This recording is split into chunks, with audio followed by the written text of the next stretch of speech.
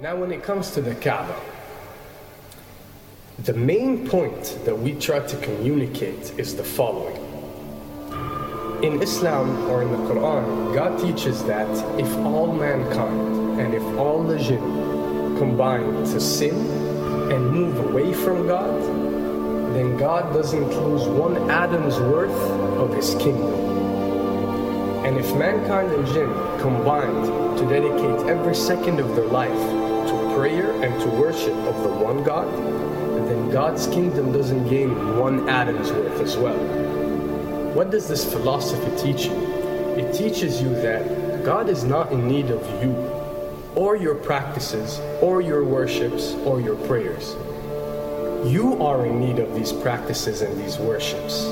You are in need of God and not the other way around. If you can understand that philosophy, then you can appreciate prayers and what they are meant to do, which is basically enlighten you. So when dealing, for example, with the Kaaba, Muslims are required to go and perform Hajj one time in their life, and it's one of the 5 pillars of Islam. Growing up, most Muslims accept this, and most of them do it without questioning, and this is the essence of belief, and this is great. But at the same time, this doesn't mean that if you question or research, you're going to come back with negative or bad answers. The opposite is actually true. So when we started researching into the esoteric agendas and we started researching the elite, we found out how much certain type of practices and rituals can affect your lives.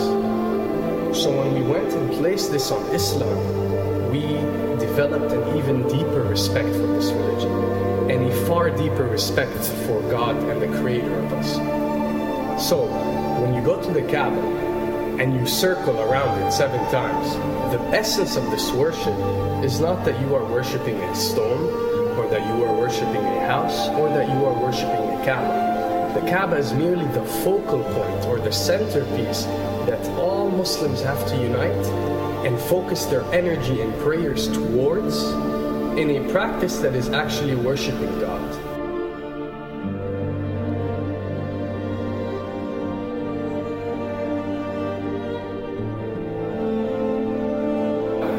Now, going in circles counterclockwise does not break you away from time and space. But the fact that the energy of the Kaaba is the strongest energy on earth and it flows counterclockwise, by you flowing in correlation with this energy, you are uplifting yourself. You are reaching spiritual levels that you rarely do experience anywhere else on earth. And the fact that you got to do it 7 times, and we are taught that there are 7 skies or 7 samawat or 7 spiritual planes, then one can discover that each circle breaks you through a spiritual plane spiritually, so you can reach the ultimate state of wisdom and spirituality. Does this mean that only Muslims can reach this level? Does this mean that if you're not Muslim, you give up or you reject this information? Not at all. In essence, any one of you, regardless of what your faith is, if you are dedicating your worship and your journey to the one and only Creator and not anything created, then you are on a righteous path.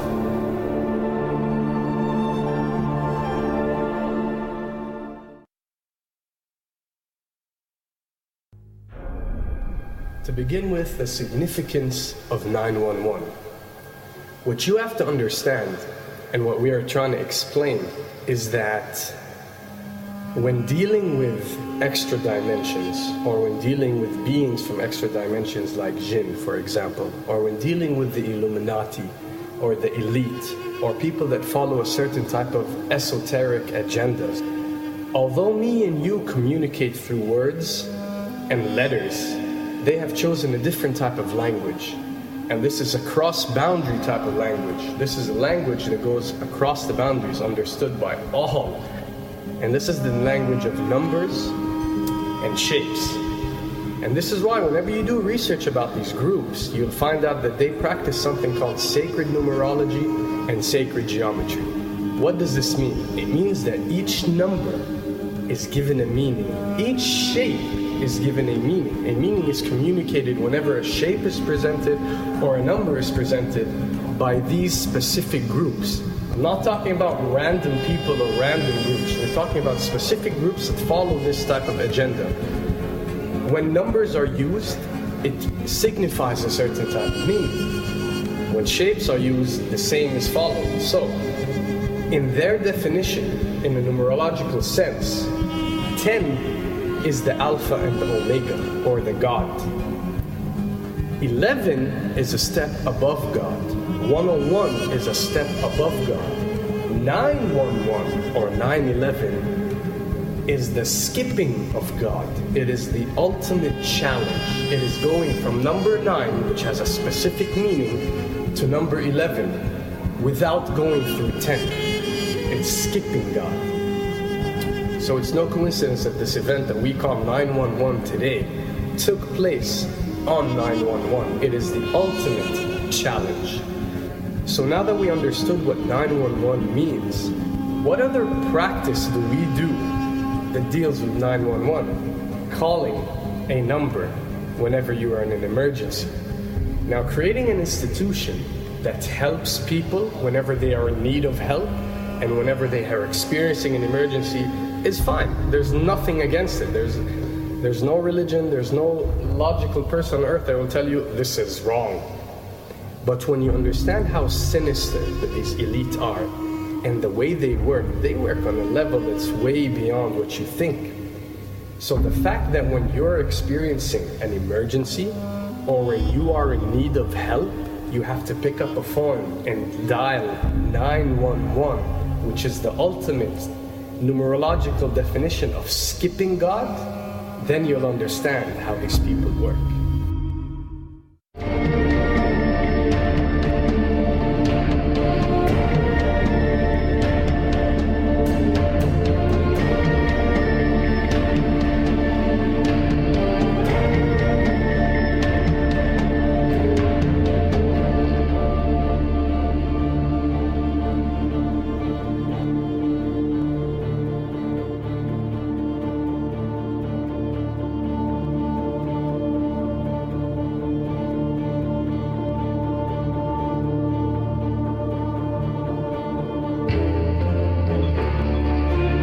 And when dealing with rituals, we recognize that everything adds up.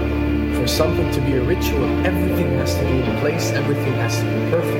And my advice is, if you want to recognize that something is satanic, it has to add up in all sense. The numbers have to add up, the shapes have to add up, the event has to add up, it has to have one general meaning. The pieces of the puzzle fit perfectly.